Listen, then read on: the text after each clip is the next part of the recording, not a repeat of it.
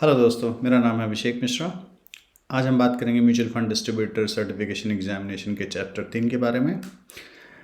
Last video में हमने इसके ऑलरेडी जो कॉन्सेप्ट्स थे, जो मेन पॉइंटर्स थे, उनके बारे में बात की थी।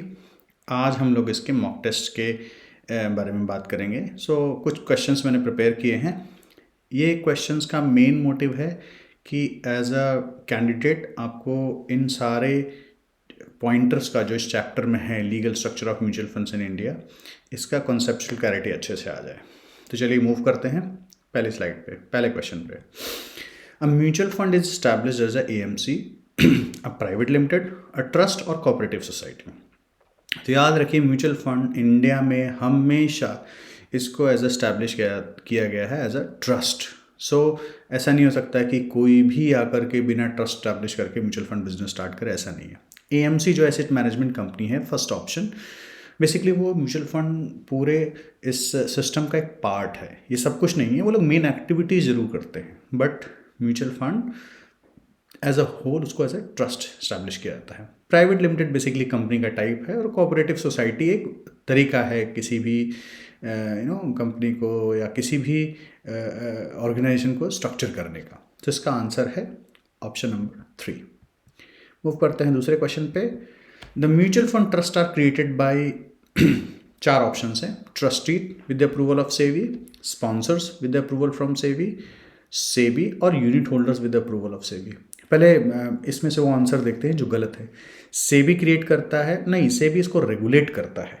सेबी म्यूचुअल फंड बिजनेस में या उसके जो पार्टिसिपेंट हैं उनको रेगुलेट करता है, उनको क्रिएट नहीं करता है। Unit holders with approval from SEBI, ये ऑप्शन भी गलत है चौथा, क्योंकि यूनिट होल्डर्स इस समय तक एग्जिस्ट ही नहीं करते हैं। फिर आता है, क्या वो स्पॉन्सर करता है या ट्रस्टी करता है। बट याद रखिए, अभी म्यूचुअल फंड ट्रस्ट क्रिएट ही नहीं हुआ है, तो वहाँ से ट्रस्टी के आने का मतलब ही नहीं है। तो पहला ऑप्शन भी इसमें गलत है। तो इसका सही जवाब है sponsors with approval from SEBI. Sponsors वो लोग होते हैं जो म्यूचुअल फंड बिजनेस को स्टार्ट करते हैं। They are the main people behind mutual fund business. वो म्यूचुअल फंड ट्रस्ट को स्टैब्लिश करते हैं, बट ऑब्वियसली उनको सेबी का अप्रूवल चाहिए होता है। मूव करते हैं क्वेश्चन नंबर 3 पे। Who are the beneficiaries of the mutual fund trust. जो भी ट्रस्ट क्रिएट होता है, चाहे वो म्यूचुअल फंड पर्पस के लिए या किसी और पर्पस के लिए, उसके सर्टेन बेनिफिशरीज होते हैं। इन बेनिफिशरीज के जो मोटिव्स हैं या जो उनके ऑब्जेक्टिव्स हैं या उनका जो इंटरेस्ट है, उसको ऊपर रखना, ये म्यूचुअल फंड ये उन ट्रस्ट का काम होता है। म्यूचुअल फंड ट्रस्ट के केस में उनके जो बेनिफिशरीज होते हैं वो यूनिट होल्डर होते हैं। यूनिट होल्डर कौन है? जिन्होंने म्यूचुअल फंड्स में पैसा डाला होता है। तो इसका सही जवाब है ऑप्शन 2। मूव करते हैं। The operations of mutual fund trust are govern by a trust deed which is executed between. अब देखिए, ट्रस्ट डीड है तो मतलब ट्रस्टी और किसके बीच में होगा? यूनिट होल्डर्स नहीं, अभी तो बिजनेस स्टार्ट करने की बात हो रही है, तो यूनिट होल्डर और ट्रस्टीज के बीच में नहीं हो सकता है। दूसरा, सेबी और ट्रस्टीज नहीं। सेबी का ट्रस्टी, आई नो कि सेबी रेगुलेटर है, बट वो ट्रस्टी नहीं एग्जीक्यूट होता है। तीसरा है स्पॉन्सर्स एंड यूनिट होल्डर्स, ये भी नहीं, क्योंकि यूनिट होल्डर अभी आए ही नहीं है। ये ट्रस्टी फर्स्ट टाइम जब म्यूचुअल फंड को स्टैब्लिश किया जा रहा है, उस टाइम पे साइन होने की बात कर रही है। तो बेसिकली जो ट्रस्टी साइन होगी वो स्पॉन्सर्स और ट्रस्टीज के बीच साइन होगी। तो आपको हमेशा याद रखना है, स्पॉन्सर्स और ट्रस्टीज मिलके एक ट्रस्ट डीड साइन करते हैं, जिसके बेसिस पे म्यूचुअल फंड का पूरा बिजनेस गवर्न किया जाता है। मूव करते हैं क्वेश्चन नंबर 5 पे। तो most prominent role of trustees is, चाहे वो म्यूचुअल फंड हो या कोई भी और बिजनेस हो, उसमें सबसे प्रोमिनेंट रोल क्या होता है कि जो भी बेनिफिशरीज हैं उनके रोल को प्रोटेक्ट करना। तो इसमें आपको इस चीज़ से ही पता लग जाना चाहिए, इसका ऑप्शन जो है सही ऑप्शन 1 है, to protect the interest of beneficiaries in case of mutual fund. Beneficiaries कौन होते हैं? Unit holders. Second, advising SEBI on various matter, ये नहीं हो सकता, मतलब ये है बट ये सबसे प्रोमिनेंट रोल नहीं है। Coordinating with sponsor for day to day mutual funds operation, ये भी नहीं है। और चौथा भी, create trust among all stake holders, ये भी नहीं है। तो इसका सही जवाब है ऑप्शन 1। मूव करते हैं नेक्स्ट क्वेश्चन पे। To perform the trusteeship role, either individuals may be appointed as a trustees or trustee company may be appointed. Which of the following is or are correct? Individuals are appointed as a trustee, board of trustees. A trustee company में क्या होते हैं? Board of directors होते हैं। ठीक है, तो ये जो ऑप्शन 1 और 2 ये दोनों ही इस केस में सही है, तो इसका सही जवाब है option 3, both are correct. Move करते हैं क्वेश्चन नंबर 7 में। Day to day management of the scheme is handled by an asset management company who appoints AMCs. So बहुत सारा इस पूरे स्ट्रक्चर में एएमसी का मेन काम होता है फंड मैनेजमेंट या फंड डिस्ट्रीब्यूशन या ओवरऑल फंड मैनेजमेंट का जो बिजनेस है उसके अराउंड जो पेरिफेरल एक्टिविटीज़ होती हैं उनको मैनेज करना, वो किसका काम होता है? एएमसीज का काम होता है। बट एएमसी को अपॉइंट कौन करता है? क्या ओनली स्पॉन्सर्स करता है या ओनली ट्रस्टीज करता है या आइदर स्पॉन्सर और ट्रस्टी या नन ऑफ दीज? तो इसका सही जवाब है ऑप्शन 3, क्योंकि इसको स्पॉन्सर भी अपॉइंट कर सकता है और ट्रस्टी भी करता है। जनरली क्या होता है, स्पॉन्सर अपॉइंट करता है विद द अप्रूवल और with the nod of trustees. ठीक है, मूव करते हैं नेक्स्ट क्वेश्चन पे। Who execute an investment management agreement with AMC setting out its responsibility.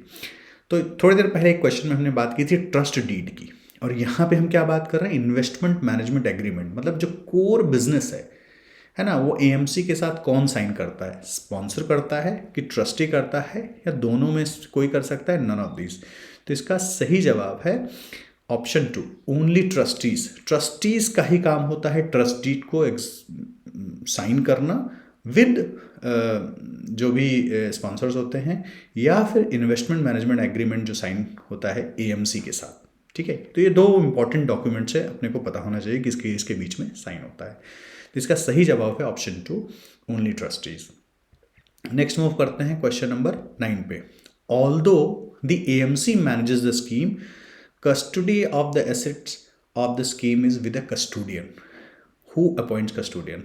देखिए, मेरा मोटिव था कि जो भी मैं क्वेश्चंस प्रिपेयर करूं उसमें आपका ज़्यादा से ज़्यादा कॉन्सेप्ट क्लियर हो। अगर आप ये क्वेश्चन को देखोगे, इसमें मैंने आपको 2 इन्फॉर्मेशन भी दी है और तीसरा क्वेश्चन पूछ के उसका जवाब दे दिया है। तो एएमसी क्या करता है? उसका मेन काम स्कीम को मैनेज करना। ठीक है, बट जो स्कीम की एसेट्स होती हैं, स्कीम की एसेट्स क्या हो सकती हैं? मान लीजिए स्कीम ने किसी 10 शेयर्स खरीद रखे, 5 बॉन्ड्स खरीद रखे, तो उनका जो एक्चुअल शेयर्स का कस्टडी होता है इन डीमेटेरियलाइज्ड फॉर्म, वो कौन होल्ड करता है? वो एएमसी नहीं करता है वो होल्ड करता है कस्टोडियन। उसको अच्छा कस्टोडियन क्यों करता है, एएमसी क्यों नहीं करता? अगर एएमसी ही होल्ड करेगा, सो लैक ऑफ ट्रांसपेरेंसी की वजह से एएमसी उसका मिसयूज भी कर सकता है ना। तो इसलिए जो है, जो भी स्कीम्स की एसेट्स होती हैं उनकी कस्टडी जो है एक इंडिपेंडेंट कस्टोडियन होता है जो कि एएमसी से अलग होता है, उनको दी जाती है। इसका मेन कारण यह है कि जो इन्वेस्टर्स हैं, जो यूनिट होल्डर्स हैं, उनके इंटरेस्ट को प्रोटेक्ट किया जा सके। Now question is who appoints custodian? Custodian को अपॉइंट कौन करता है? ट्रस्टी करता है, स्पॉन्सर करता है, या दोनों, या नन ऑफ दीज? याद रखना है अपने को, ये कस्टोडियन एक इंडिपेंडेंट जॉब है, तो इसको अगर स्पॉन्सर अपॉइंट करेगा तो उसमें मिसमैनेजमेंट हो सकता है, बट अगर इसको ट्रस्टीज अपॉइंट करेगा तो कस्टोडियन की रिस्पॉन्सिबिलिटी ट्रस्टीज को होती है। तो जो कोर हैंडलिंग है एसेट्स का, वो करता है कस्टोडियन, और उसका अपॉइंटमेंट कौन करेगा? ट्रस्टीज। ऑप्शन 1 इसका करेक्ट है। Question number 10, is it mandatory for AMCs to appoint an independent registrar and transfer agent? देखिए, रजिस्ट्रार एंड ट्रांसफर एजेंट का काम होता है जो भी कस्टमर का डेटा है, जो भी कस्टमर का रजिस्ट्रेशन है, रजिस्टर है बोला जाए, जो मेंटेन करना, कितना पैसा इन्वेस्टर डाल रहा है, निकाल रहा है, उस पूरा हिसाब को रखना, उस पूरे ट्रांजैक्शंस को मेंटेन करने का काम आरटीए का होता है। तो ये मैंडेटरी नहीं है कि एएमसी एक इंडिपेंडेंट आरटीए असाइन करे, वो ये काम इन हाउस भी कर देता है, बट चूंकि थोड़ा स्पेशलाइज्ड जॉब होता है, तो जनरली सारी mutual fund companies either camps, computer aided management service in India, या दूसरा है के फिनटेक बेसिकली दूसरी आरटीए है, तो इन दोनों में से जनरली किसी को चूज करके वो अपॉइंट कर देते हैं। बट ऐसा बिल्कुल ज़रूरी नहीं है कि वो एक इंडिपेंडेंट आरटीए लेके आए। मूव करते हैं क्वेश्चन नंबर 11 में। Which of the followings are key eligibility criteria for sponsors? याद रखना है, स्पॉन्सर्स कौन होते हैं? मेन पीपल जो म्यूचुअल फंड को स्टैब्लिश कर सकते हैं। तो पहला, they should be carrying on business in financial services for not less than 5 years. ये बिल्कुल सही है, क्योंकि अगर ऐसा नहीं होगा तो हर तरह के जिनको ऐसे स्पॉन्सर, जिनको फाइनेंशियल सर्विसेज में कोई एक्सपीरियंस नहीं है, वो लोग आकर के म्यूचुअल फंड बिजनेस को रन करेंगे।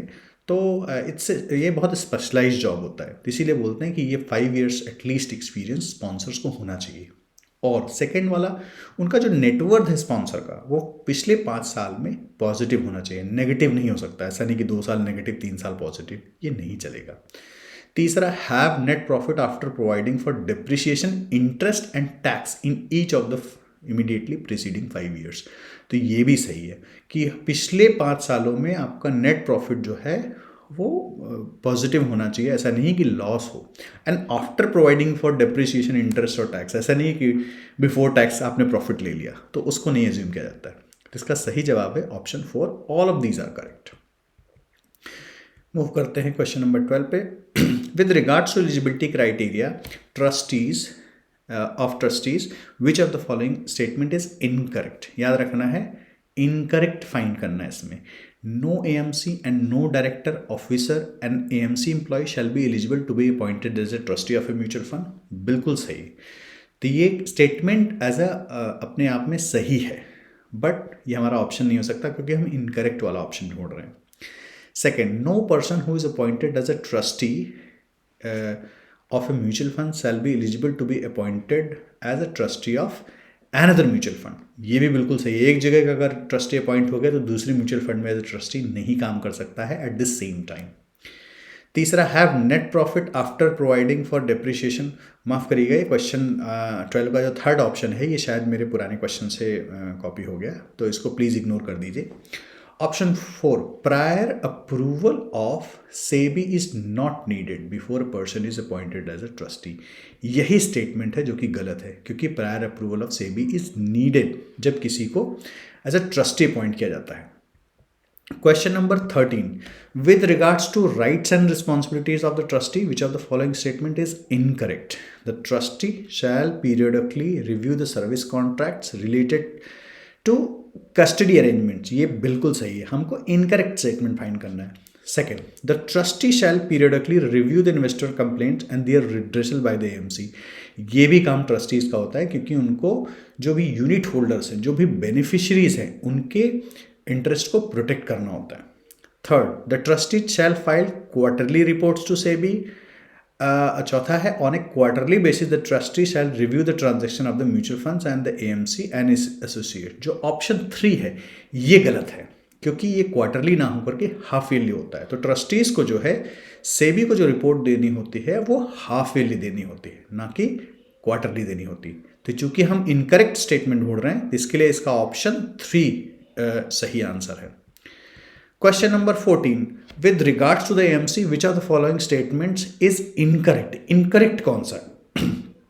Prior approval of the trustee is required before a person is appointed as a director on the board of AMC. ये बिल्कुल सही है, इनकरेक्ट नहीं है। At least 75% of the directors should be independent directors. इसका half part सही है, but 75% जो है गलत है, ये 50% होना चाहिए। तो इसका मतलब आंसर ऑप्शन 2 है, बट ये गलत है क्योंकि 75% है। इसको होना कितना चाहिए? 50% डायरेक्टर जो होते हैं इंडिपेंडेंट होना चाहिए। थर्ड ऑप्शन देख लेते हैं, the asset management company need to have a net worth of not less than 50 crore. बिल्कुल सही है। The appointment of an AMC can be terminated by majority of the trustees और 75% ऑफ द यूनिट होल्डर। ये भी बिल्कुल सही है। तो इसका आंसर जो है ऑप्शन 2 है, क्योंकि 75% की जगह 50% होना चाहिए। Question number 15. With regards to custodian, which of the following statement is correct? The custodian settles all the transaction on the behalf of mutual funds. बिल्कुल सही। All custodian needs to be registered with SEBI. बिल्कुल सही, होना चाहिए, बिना उसके वो काम नहीं कर सकते हैं। Custodian is appointed by trustees and track corporate actions such as dividend, bonuses या rights issues या जितने भी तरह के corporate actions होते हैं उनको ट्रैक करना, स्पेशली उन कंपनीज का बेसिकली जहाँ पे फंड ने इन्वेस्ट किया होता है। तो इसका सही जवाब ये तीनों ऑप्शन सही हैं। तो option 4, all of these is a correct answer for question number 15। Move करते हैं क्वेश्चन नंबर 16 पे। With regards to compliance officer which of the following statement is incorrect. देखो अपने को याद रखना है कि कहाँ करेक्ट है कहाँ पे इनकरेक्ट है। कई बार हम गलती कर जाते हैं और ये एक एक क्वेश्चन बहुत इंपॉर्टेंट होते हैं एग्जाम में, तो अपने को इंश्योर करना है कि हम क्वेश्चन सही से समझें। तो यहाँ बात हो रही कंप्लायंस ऑफिसर के बारे में। To ensure independence the compliance officer reports directly to the trustees. यही गलत है, हाफ सही है। Ensure independence compliance officers directly किसको रिपोर्ट करता है? एएमसी का जो हेड होता है, ट्रस्टीज को नहीं रिपोर्ट करता है। Second, the compliance officer work closely with the trustees on various compliance and regulatory issues. ये बिल्कुल सही है। As a statement, the compliance officer signs a due diligence certificate to the effect that all regulations have been complied with। ये basically compliance officer का main काम होता है। तो इस क्वेश्चन का सही आंसर है ऑप्शन 1, जो कि बोलता है कि compliance officer reports directly to trustee. ये इनकरेक्ट है क्योंकि ये हेड ऑफ एएमसी को रिपोर्ट करता है, ना कि ट्रस्टीज को। मूव करते हैं क्वेश्चन नंबर 17 पे। With regards to the fund management which of the following statement is incorrect? The fund managers evaluate the opportunities presented to them by the analysts, the brokers and the research firms। ये बिल्कुल सही है, ये incorrect नहीं है। Dealers responsibility is to place orders with securities broker based on the instruction of the fund manager. ये भी बिल्कुल सही है। The main function of the team of the fund management team is to invest in the investors money in line with the stated objective of an investor। यही catch है। stated objective of an investor नहीं, stated objective of the scheme। Scheme का जो objective है उसके हिसाब से investors के मनी को इन्वेस्ट करना, क्योंकि ये स्कीम का एक ऑब्जेक्टिव होता है। उस ऑब्जेक्टिव में जिन इन्वेस्टर्स का ऑब्जेक्टिव फिट होता है वही लोग आते हैं, है ना। तो इसका जो इनकरेक्ट स्टेटमेंट हुआ वो ऑप्शन 3 ही है। चलिए 4th पे भी देख लेते हैं। Fund management team can be broken into 3 सब teams, the analyst, the fund manager and the dealers. बिल्कुल सही है। एनालिस्ट का काम होता है कि एनालिसिस करना सेक्टर वाइज, सिक्योरिटी वाइज, या कहाँ कितना कैसा इन्वेस्ट करना है, या मार्केट का एनालिसिस। ये पूरा काम एनालिस्ट करते हैं। वो अपनी रिपोर्ट्स बना करके रेगुलरली फंड मैनेजर को देते हैं। फंड मैनेजर लेकिन डिसाइड करता है कि उसको कहाँ इन्वेस्ट करना है, कितना इन्वेस्ट करना है। और डीलर्स का सिर्फ और सिर्फ काम होता है डील्स एग्जीक्यूट करना। एक्चुअली उनको जा करके स्टॉक एक्सचेंज में या थर्ड पार्टीज के पास या ब्रोकर्स के पास उस डील को एग्जीक्यूट करना, जो भी इंस्ट्रक्शन फंड मैनेजर ने दिए होते हैं। तो बेसिकली फंड मैनेजर के ये 2 इनेबलर टीम होती हैं, एनालिस्ट टीम और डीलर्स टीम। मूव करते हैं क्वेश्चन नंबर 18 पे। With regards to the fund accountant which of the following statement is incorrect. याद रखना है, इनकरेक्ट पूछ रहा है with respect to fund accountant. अब देखो फंड अकाउंटेंट लिखा है, ऐसा नहीं एएमसी अकाउंटेंट नहीं लिखा है। तो 2 तरह के अकाउंटेंट होते हैं इस बिजनेस में। एक होता है फंड अकाउंटेंट, जो बेसिकली जो फंड रिलेटेड अकाउंटिंग होती है उस पर काम करता है। फॉर एग्जाम्पल जैसे नेवी का कैलकुलेशन हो गया, ये काम जो है फंड अकाउंटेंट करता है। सेकेंड ऑप्शन कह रहा है the AMC must engage a service provider for this function. यही कैच है। जो एएमसी जो है इसके लिए आपको थर्ड पार्टी जरूरी नहीं है, आप ये काम खुद इन हाउस कर सकते हो।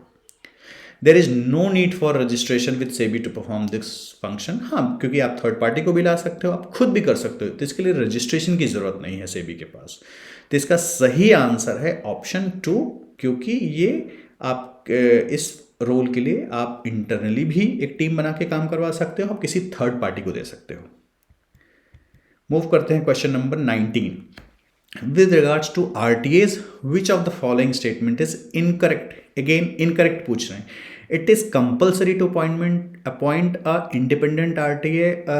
यही प्रॉब्लम है। अगर एक याद हो, पिछले क्वेश्चन में हमने बात की थी, एएमसीज अपना ये काम इन हाउस भी कर सकती हैं, लेकिन चूंकि ये स्पेशलाइज्ड जॉब होता है, ज़्यादातर म्यूचुअल फंड कंपनीज प्रेफर करती हैं कि इसको किसी थर्ड पार्टी को ट्रांसफ़र कर दिया जाए, सो दैट वो अपने कोर बिजनेस, उनका कोर बिजनेस क्या है एएमसीज का, फंड मैनेजमेंट, कि पैसा कहाँ इन्वेस्ट करना है और इन्वेस्टर्स को बेनिफिट कैसे या वैल्यू कैसे क्रिएट करना है उनके लिए। तो इसका ऑप्शन आपको पहले ही ऑप्शन है करेक्ट, मतलब आंसर है पहला, बट ये करेक्ट नहीं है, क्योंकि इंडिपेंडेंट आरटीए अपॉइंट करना ज़रूरी नहीं है, इन हाउस भी किया जा सकता है। लेकिन चलिए बाकी ऑप्शंस भी देख लेते हैं। The functions of the RTA include processing of purchase and redemption transaction of the investor and dealing with financial transactions of receiving and making payment. तो बेसिकली यही इनका मेन काम है कि जितने भी परचेज के या रिडेम्पशन के जो भी ट्रांजैक्शंस आ रही हैं इन्वेस्टर के थ्रू, उनको प्रोसेस करना या जो भी पेमेंट आ रही हैं जा रही हैं बैंकिंग के साथ डील करना, ये सारा काम आरटीएस का होता है। और आरटीएस का मेन काम होता है, एक और मेन काम होता है कि इन्वेस्टर रिकॉर्ड को मेंटेन करना। All RTS need to register with SEBI. अगर वो लोग अगर आप बाहर इसको प्रोसेस कर रहे हैं एज ए इंडिपेंडेंट आरटीए को ये जॉब दे रहे हैं, तो हाँ, उनको रजिस्टर होना ज़रूरी है। तो इसमें सही जवाब है ऑप्शन 1, जिसमें कि इंडिपेंडेंट आरटीए होना ज़रूरी नहीं है, इन हाउस फंक्शन भी कर सकता है ये। Question number 20, with regards to KRAs। KRAs क्या होते हैं? KYC registration agencies. KYC क्या है? Know your customer. Which of the following statement is correct? KYC registration firms are registered with SEBI, ये सही है। The regulation mandate KRAs to have a computerized connectivity to share data with one another, ये भी बिल्कुल सही है।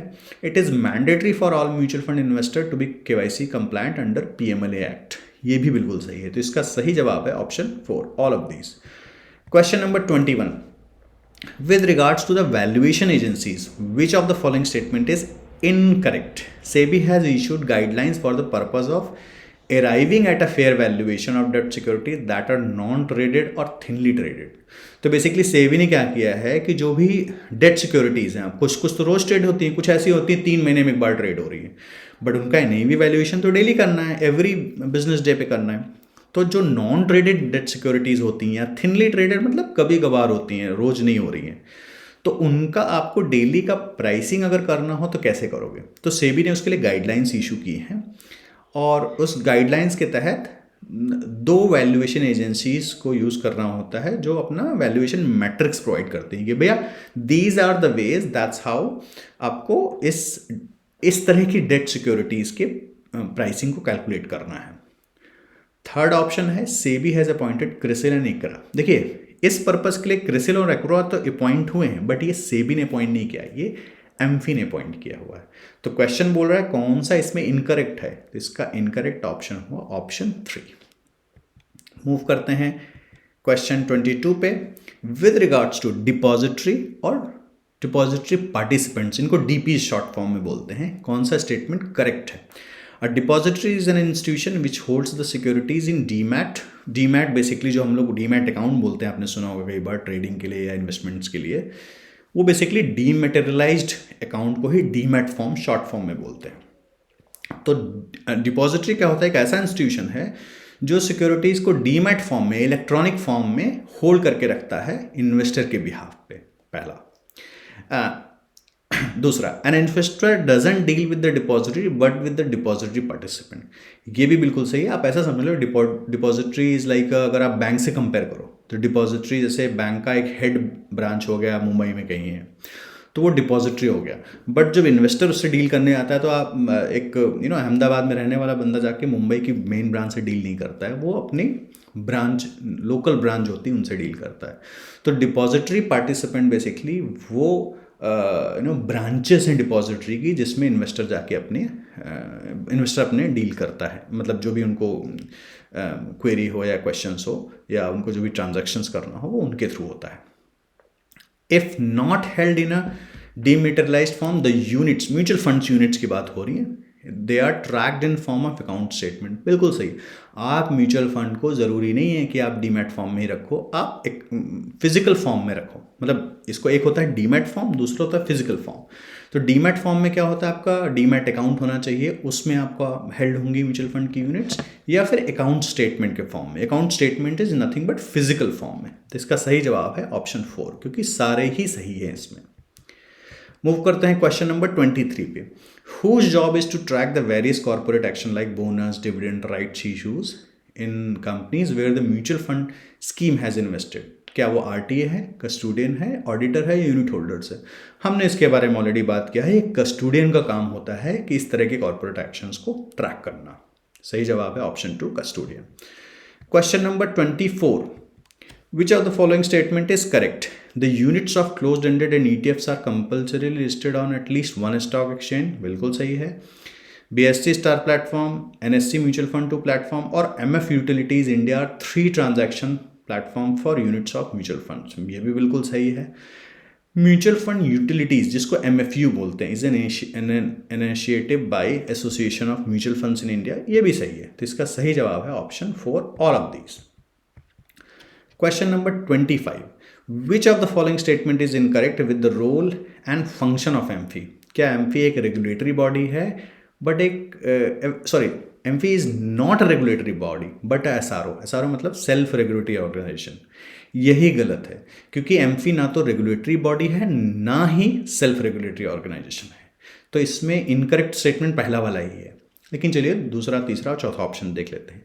To undertake studies and research directly and और in association with other bodies for mutual funds. जो भी स्टडीज या research करना है एमफी खुद भी कर सकता है अपॉइंट करके टीम, या फिर वो किसी थर्ड पार्टी के साथ एसोसिएट करके उस एरिया की जो भी स्टडीज़ करनी है, रिसर्च करना है, वो रोल भी ले सकता है एमफी. तो ये ऑप्शन 2 जो एज ए स्टेटमेंट है वो बिल्कुल सही है.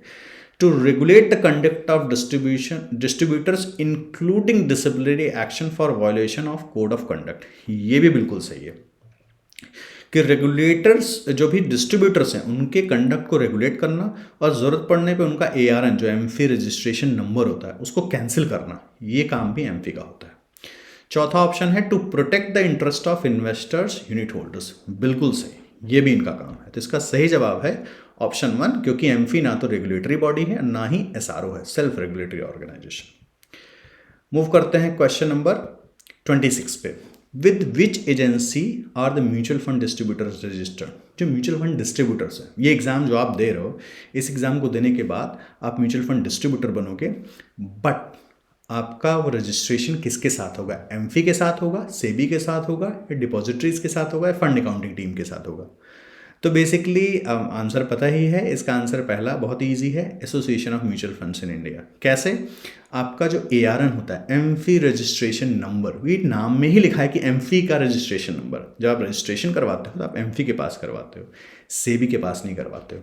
तो इसका सही जवाब है ऑप्शन 1. इस पूरे मॉक टेस्ट के लिए इतने ही क्वेश्चन हैं 26. आई होप कि ये वीडियो आपको पसंद आए और नेक्स्ट वीडियो में मैं अगला चैप्टर उसके जो कॉन्सेप्ट्स हैं उनको लेके आऊँगा. अगर आपको ये वीडियो अच्छा लगे तो प्लीज़ लाइक एंड सब्सक्राइब. मैं ऐसे वीडियोस लेके आता रहूँगा. Thank you. Bye bye.